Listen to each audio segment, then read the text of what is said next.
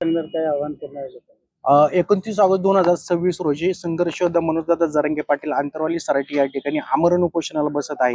मागील 3 वर्षामध्ये आमच्या ज्या मागण्या होत्या त्यांची अंमलबजावणी केली नाही आणि आम्हाला आरक्षणही त्याप्रमाणे दिलेलं नाही.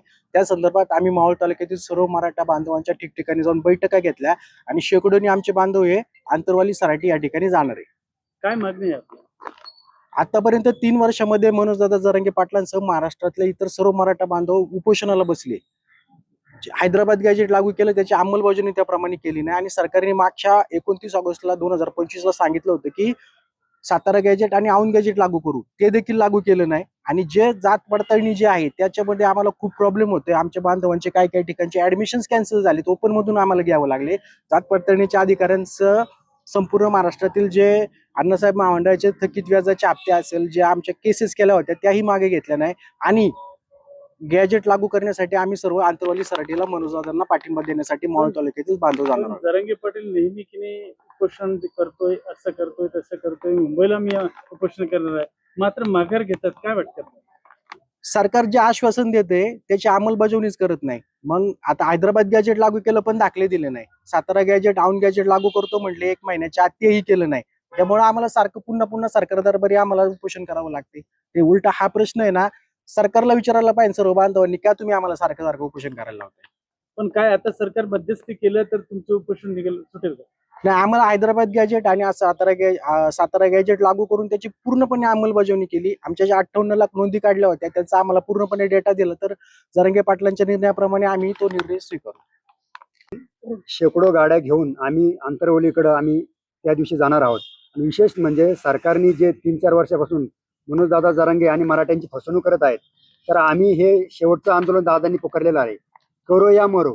त्याच्यामुळे दादा म्हणतील त्या आम्ही त्यांच्या पाठीमागे आम्ही अखंड महाराष्ट्रातील मराठा बांधव आहेच. पण सरकारचं शिष्टमंडळ परवा दिवशी येऊन भेटून गेलेले आहे. परत त्यांनी आश्वासन दिलेलं आहे की तुमच्या 58 लाख नोंदी सापडल्या आहेत, तर 58 लाख नोंदी सापडल्या आहेत तर त्या पद्धतीने तुम्हाला आम्ही देऊ.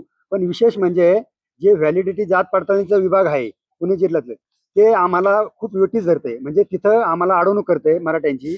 जे मुलांना ॲडमिशनसाठी जी टाईम असतो त्या अनुषंगाने ते ॲडमिशन होत नाही. आणि इकडे व्हॅलिडिटी अधिकारी जी लोक असतात ती उडवडीची उत्तर देऊन आम्हाला परत रिव्हर्स पाठवतात. ते ह्याच्यामुळे आमचे जे काही मराठा बांधव आहेत, काही गोरगरीब शेतकरी आहेत, ह्यांना त्याबद्दल म्हणजे साशंकता वाटली की आम्ही कुणबी दाखला काढलाय पण आम्हाला व्हॅलिडिटी का भेट नाही. म्हणून आमचं एकच मागणी आहे आता की व्हॅलिडिटी ही जी प्रक्रिया आहे ही पूर्ण नामशेष झाली पाहिजे, मग ती बंदच झाली पाहिजे, ती अंमलातच नाही पाहिजे इथून पुढे. आणि दादांनी हा व्हॅलिडिटीचा एक विषय घ्यायला पाहिजे.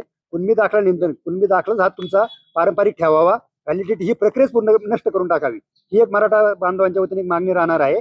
आणि विशेष म्हणजे हे लास्ट आंदोलन आहे, त्याच्यामुळे करो या मरो हा आमचा नारा आहे. त्याच्यामुळे मराठे मागे हटणार नाहीये, हे आमचं आश्वासन आहे. वारंवार मध्यस्थी करते सरकार, मात्र अजूनही त्या तुमच्या मागण्या ज्या आहेत त्या पूर्ण होत नाहीत.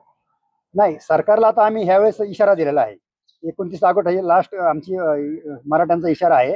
त्याच्यामुळे मनोज दादांनी सांगितलेलं आहे तुम्ही 2-3 दिवसामध्ये निर्णय घ्या, नाहीतर मी मुंबईला जसं मागच्या वेळेस चक्का जाम केलं तसं ह्यावेळेस आम्ही 2-3 दिवस तुमची वाट बघणार, नाहीतर 30-31 तारखे 1 तारखेनंतर आम्ही चलो मुंबईचा नारा असणार आहे. यावेळेसही जर तुमच्या मागण्या पूर्ण झाल्या नाही तर पुढचं काय पाऊल राहील? आमची मुंबई आहे, मराठ्यांची मुंबई आहे, जी शेतकऱ्यांची मुंबई आहे, जी शेतकऱ्यांनी उभी केलेली आहे. तिथं कोणी ऑफिसर लोक येऊन गेले नाही का, कोणी सातबाऱ्यावाले एजंट येऊन त्यांनी उद्योगपतींनी मुंबई उभी नाही केलेली. तिथं मराठ्यांनी मुंबईचं रक्त वाहिलेलं आहे आणि शेतकऱ्यांची मुंबई आहे. आजही शेतकऱ्यांचा शेतीमाल पिकलेला आहे तो मुंबईमध्येच जातोय आणि तिथून भारतामध्ये अख्ख्या अन्य देशामध्ये परदेशात जातोय. त्याच्यामुळे मुंबई काही कुणाच्या बापाची नाही, ही मराठ्यांची मुंबई, शेतकऱ्यांची मुंबई. आणि मुंबई ही चक्का जाम करणार. आणि वेळ पडली तर आम्ही विधान भवन मंत्रालय दादांनी आदेश दिला तर आम्ही तेही त्यांचं बंद पाडू, म्हणजे त्यांची नाकाबंदी करू शकतो. जे आमदार खासदार आहेत ना, जे मतासाठी आमच्या पुढे येतात फक्त वल्गणा करतात, तर आम्ही त्यांना इशारा देतो की तुमच्या मताचं राजकारण बाजूला ठेवा, आमच्या मराठ्यांच्या न्याय हक्कासाठी तुम्ही आमच्या बरोबर राहा, नाहीतर अन्यथा तुम्हालाही आम्ही रस्त्यावर फिरू देणार नाही. मग आपलं नाव? अंकुश कचरे पाटील.